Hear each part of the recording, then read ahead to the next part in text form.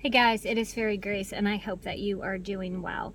I have a busy, full day to do like a million things and probably not enough time to do it. And en route to heading to a birthday party, thank you, Barb, who hired me for her grandchildren's birthday.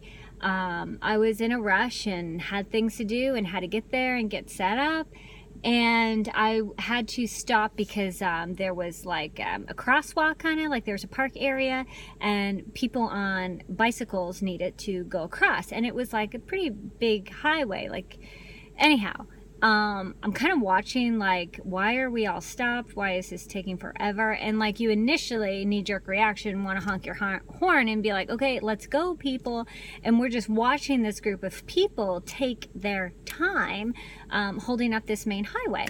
And I, hope that I'm a better person than my knee-jerk reaction can be. And I stayed calm and just try to go to a happy place. And, it's Sunday. And then the most beautiful thing happened. I realized that one of those cyclists was a young man who was paralyzed from the waist down. And he was on a special bike that he only could use his hands. And he was with his family. And it was a touching moment because it seemed like you could see, like, in their eyes, they're like, okay, I know we're holding up traffic. People are probably wondering what's going on. Hello, yeah, me. And I was honored to be a part of a man's triumph of overcoming his handicap, of the loss of being able to use his legs. So I was so humbled and felt so ashamed for that split second. I mean, I honestly had it like a split second. There's face paint I was doing. And went to a happy place. And sometimes that's what you need to do in life. Sometimes there's a moment where you're just like, come on, people, what are you doing? Why are you holding us up? And let's go, let's go, let's go, let's go. Because that's the type of society and the culture that we're in right now. And I get caught up in that a lot of times too, because of my own things of getting somewhere and moving on. And then the next thing, just breathe. Listen to your music, say a prayer, think of something happy, create a joke. Stop and look around you. If things are going on around you that you can't move and you can't go anywhere, like, just take in the beauty around you. Like, have that paradigm shift that I always talk about, where it's all mental in there.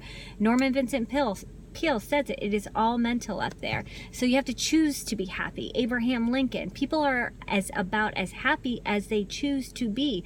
And I realize that so many times when I'm angry and something happens and something out of my control or overwhelmed, and I'm like, you are as happy as you choose to be right now. And then I like scold myself and I'm like, you're exactly right. I'm choosing not to be happy. I'm choosing to be miserable. So that being said, something spontaneous happened today if it wasn't a busy enough day, and I have a lot to do to make all of this accomplished. And as I was heading home just a few minutes ago, my very narrow street, there's like cars that you have to, like, someone has to get off so you can get back on.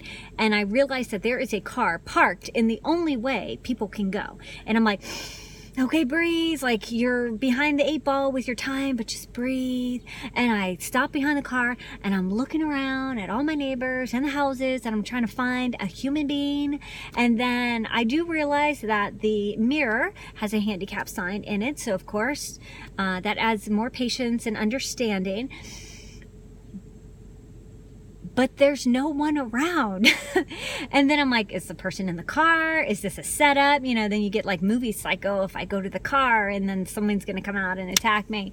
So I'm sitting in my car looking for a human being. And then I see a man as slow can be come between the houses with a piece of mail in his hand.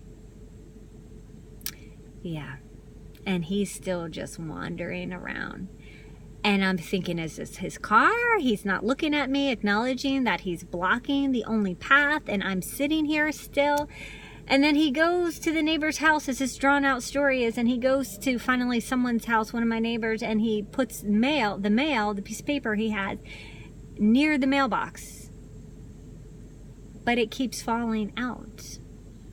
And I'm like, okay, he has a handicap symbol. We don't know what that's for, but that means we need to have a little more compassion, because obviously there is something that is different and unique about this person that sets them apart from the norm. I'm trying to be very sensitive here that people don't think I'm saying something wrong. And then finally I just take a deep breath again, and I'm like, okay, he's on a mission. He has a purpose, just like I'm on a mission and I have a purpose. Give him another moment. So finally a few more moments go by, and he finally realizes like how he has to put this piece of paper in the mailbox as he takes a few minutes to enjoy his scenery, as I was just saying we need to do. And then finally he starts walking back to that car, because it was indeed his. And I'm just watching him.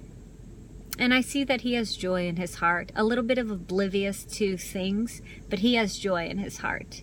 And that was contagious, and that made me smile. And then he must have felt someone staring at him. And he turned and he looked at me. Oh, sorry. You know, and I could do nothing but, again, feel honored to be at that moment of somebody taking care of what he needed to take care of. And yeah, it inconvenienced me for a little bit, but I had a paradigm shift, and I chose to be happy. And I'm glad that I did, because it was a good reason to be happy. I saw how thankful he was when he realized I was like, it's okay, no worries, you're fine.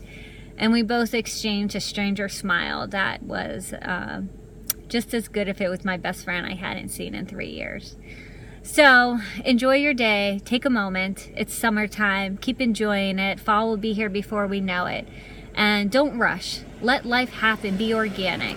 You be the one that doesn't have the knee-jerk reaction and looks around, enjoys their surrounding, and tell people it's okay. Just like that young man on the bike, conquering who he was now. Just like that man, oblivious, but on a mission to what he had to do. I'm Fairy Grace, and you are amazing.